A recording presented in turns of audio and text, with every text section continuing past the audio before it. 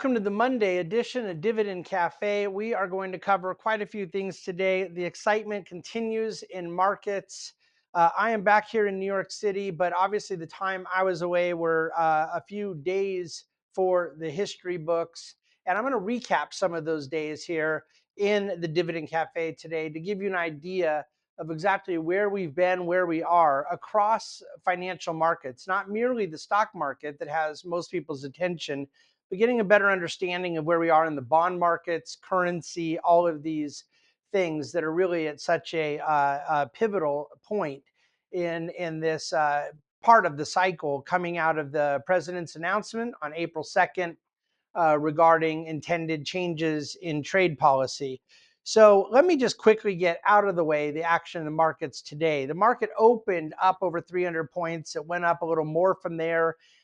It gave back most of that and then some in the next hour and a half, went negative across all three indices at one point. And then from there, just kind of a straight line up for the rest of the day, slowly but surely. And ultimately, closing at the point that it had opened today, up 300-ish points. So both the S&P and Dow were up 78 basis points on the day. The NASDAQ closed the day up 64 basis points, but it had been up about 2.5% earlier. So it gave up quite a bit of its lead. But remember, all the indices today that were up were coming off of big rally days on Friday. And what had really happened over the weekend was the president announced basically a carve out or an exception for these tariffs with China on semiconductor, iPhone, computer parts, some of the biggest products that are relevant in global trade. And so that gave markets some sort of relief, and it really represented about $80 billion of potential cost that has, at least for now, been suspended. However, Secretary Lutnick, the Commerce Secretary, did go on the Sunday morning news shows to say, no, we're not really giving an exception. We're just sort of delaying it a little. There's another announcement coming later. And then everybody's favorite trade advisor, Pete Navarro, said, no, we're not doing any exceptions at all. And then today, the president announced that they're actually looking at doing some exceptions for some of the US automakers with those tariffs. So markets are all at once having to digest what it very much appears to be a lot of backtracking on entire sectors and elements of the economy. Obviously, last Wednesday, the big one where these massive amounts of tariffs on trade from all over the world were suspended, and that has been put on hold 90 days. There's still an awful lot up in the air. There are different signals that are coming from different members of the administration. But I think that markets' general takeaway has been some form of optimism that certainly a lot of the worst expectations, what we would call the left tail risk, has been somewhat improved. However, there is not a lot of clarity as to where we're going, and that represents still ongoing expectations for day by day volatility. So again, I think I already covered what the market indices did today, but just to summarize the market action today, the top performing sector in the market was real estate and utilities. Real estate up over 2%, utilities 1.75%. Those really being more like bond proxy sectors, and the bond market rallied big today. And then the worst performing sector was still positive, a rare day in which 11 out of 11 S&P sectors were up. That was communication services up 0.25%. So I mentioned that the bond market had rallied, and we're going to spend a lot of our time here today talking about what's going on in the bond market.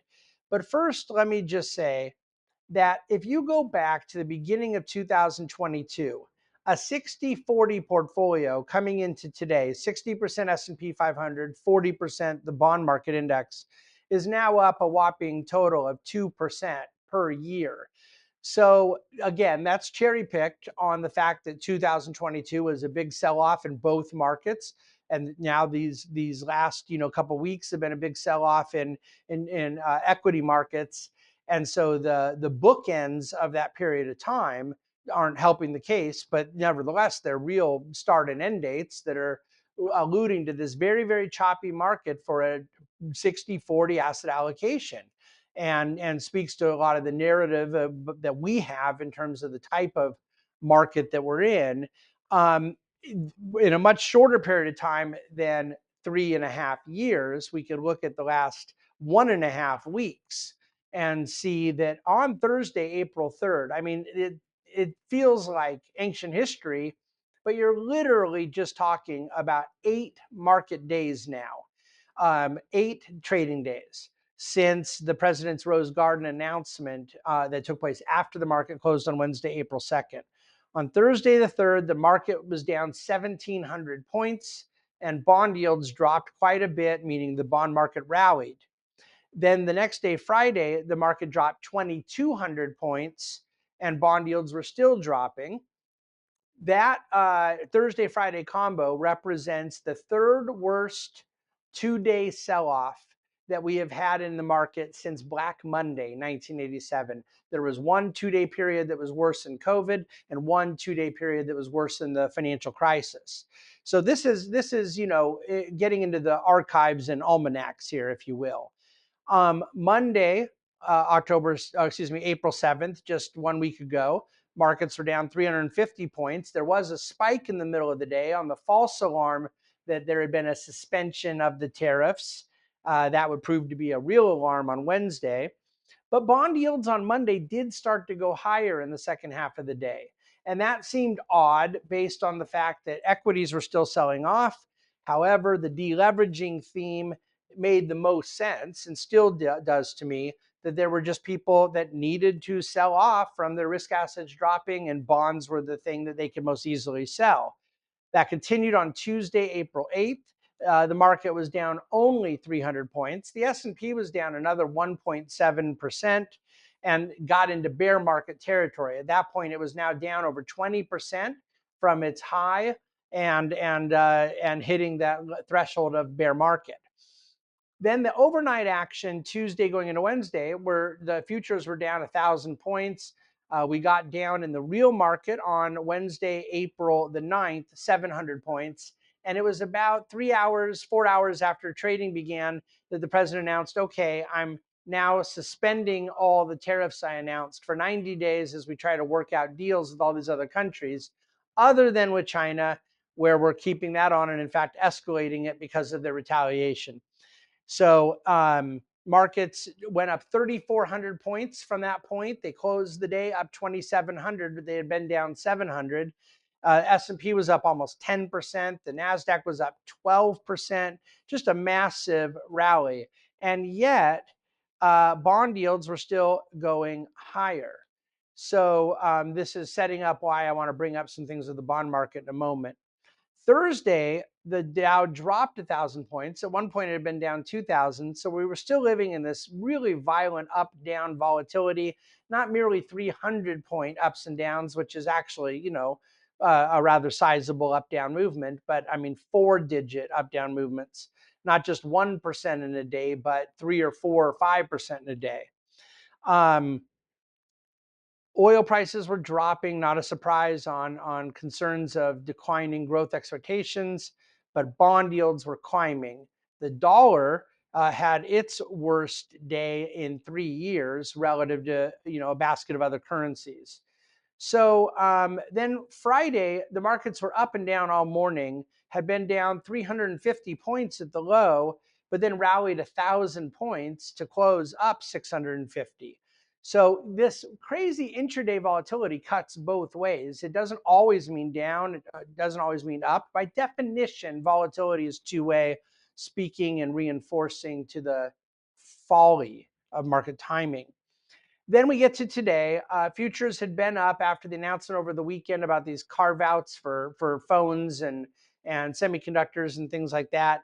And markets didn't hold all of that. I mean, everything stayed positive. But like I said, the NASDAQ gave up a lot of juice. But then what did happen today was that stocks were up and bonds were up. And the yield on the 10-year dropped 11 basis points. So most risk assets were up today across the board. Like I mentioned, all 11 out of 11 S&P sectors.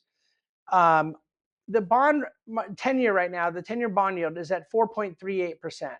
So at the end of the day, I just simply have a very hard time wrapping my arms around global sell off, anything coordinated from other countries, when you have a rather logical explanation of delevering in Monday and Tuesday of last week. And then you had a very sizable um, basis trade, which again, I don't want to get too granular here or make your eyes glaze over. The media is, it's going to be easier for the media to wonder out loud if foreign countries are selling our debt off than it is to bring up the idea that hedge funds have been forced sellers of treasuries, which has put upward pressure on yields and downward pressure on bond prices, because explaining the basis trade is not great television. It may not be a great podcast either, but I don't do this for the ratings. So here's what I would say. There's two ways one can get exposure to a treasury bond. You can pay for a bond, you can pay cash to buy a bond, or if you don't want to put up all the cash to buy a bond, you can buy a futures contract where it's delivering the exact same thing of a given treasury bond. And you end up having to put up less cash and you're in the futures market. Hedge funds are more than willing, because they have massive balance sheets, to buy the bond, sell the futures contract, and have a risk-free trade. They're basically long one treasury bond, short one treasury bond, evened out. But there's just itsy bitsy little spread called basis points that they can pick up. It's not worth anyone's time to do it unless you're trading at mass size, which to do that, you have to have a massive balance sheet. The Fed is not a hedge fund. The Treasury Department's not a hedge fund. So they have the balance sheets to go do it, but they're not in that game. Hedge funds are. No problem. They're providing a lot of liquidity to bond buyers who want to use the futures market and creating a risk-free trade to collect a little spread on whatever happens. But then if there is a need in a time of selling to unwind some of these, they're still not taking a lot of risk to themselves. They have a buy and a sell on their balance sheet, how on their books. However, it could force them to sell a lot more volume than there are buyers for, and therefore push yields higher, bond prices lower. I believe that's exactly what happened Thursday and Friday. And I think that probably alleviated today, which is what created some of that rally. The notion of foreign buyers selling bonds en masse does not go with a 4.4%, a 4.5% 10-year. First of all, China owns soaking wet about $1 trillion of our debt out of 36 trillion. Japan's around the same. Canada's a tiny fraction of that. So there just simply isn't a sizable country that could move that market without doing incredible damage to their own objectives. China does not want to strengthen their currency against the dollar, they want to weaken it. And so if they were to go about selling off treasuries in mass, it would have the exact opposite effect to their currency. Um, I still want to watch this. I still believe it is very interesting what has played out.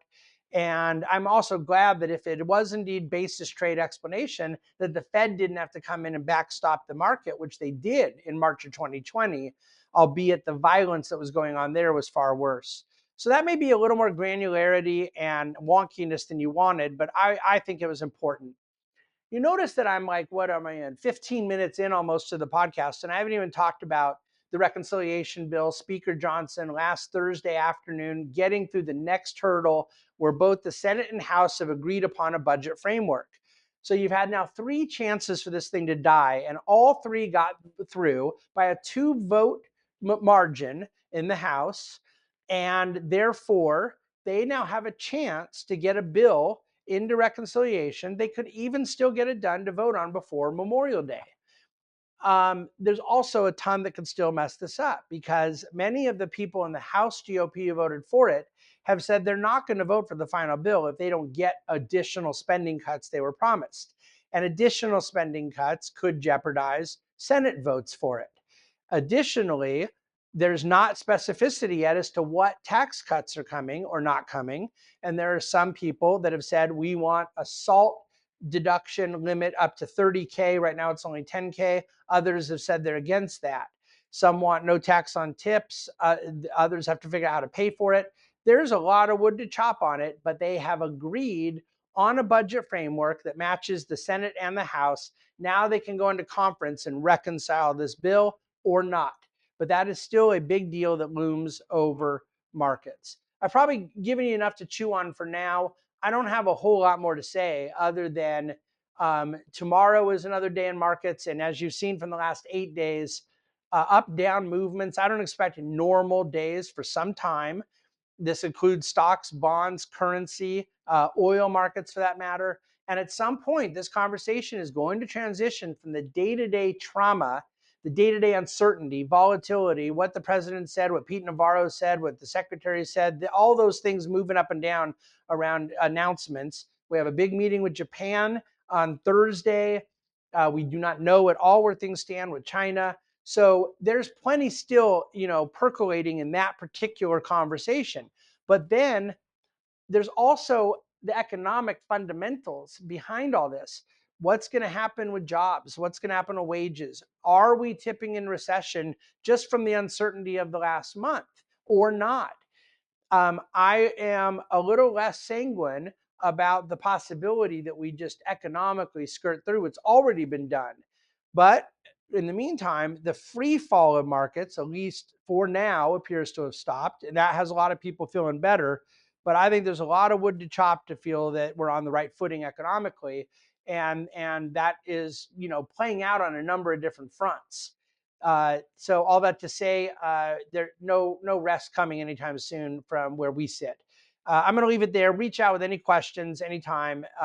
Questions at thebahnsengroup.com, particularly for clients. We're here for you and want to answer any questions you have, but I'm quite confident that you are in very good hands in these interesting times in which we live. Thank you, as always, for watching, listening, and reading the Dividend Cafe.